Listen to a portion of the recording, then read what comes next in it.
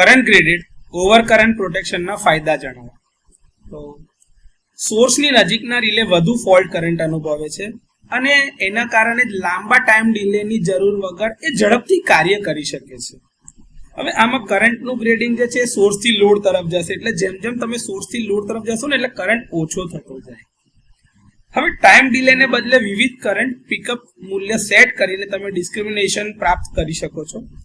એટલે fault clearance time graded scheme જે હતું એના કરતા ઝડપી થઈ જશે, કારણ કે આમાં ખાલી ને ખાલી કરંટના પિકઅપ મૂલ્યના આધારે ડિસ્ક્રિમિનેશન પ્રાપ્ત થશે.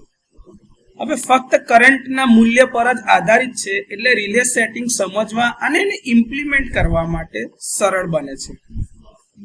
કોઈ પણ પ્રકારના કમ્યુનિકેશનના લિંક વગર સ્ટાન્ડર્ડ ઓવર કરંટ રિલેનો જ આમાં ઉપયોગ કરવામાં આવે છે, જે એને કિંમતમાં સસ્તા રાખે છે અથવા તો કોસ્ટ ઇફેક્ટિવ બનાવે છે.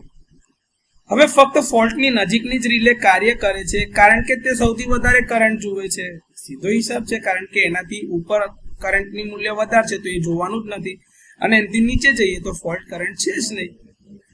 એ સારી રીતે કાર્ય કરે છે જ્યાં સોર્સથી લોડ તરફ જતા અંતર સાથે ફોલ્ટ કરંટ નોંધપાત્ર રીતે ઘટતો જાય છે, એટલે ડિસ્ટ્રીબ્યુશન ફીડરમાં એ સૌથી વધારે ચાલે છે. હવે મુખ્યત્વે ટાઈમ સેટિંગના બદલે કરંટ સેટિંગ દ્વારા ડિસ્ક્રિમિનેશન પ્રાપ્ત થાય છે, તેથી ઓછી જટિલતાઓનું એ કારણ બને છે, કારણ કે આમાં એક જ સેટિંગ છે અને એ છે ફક્ત કરંટનું સેટિંગ. આમાં ટાઈમના સેટિંગ હોતા જ નથી.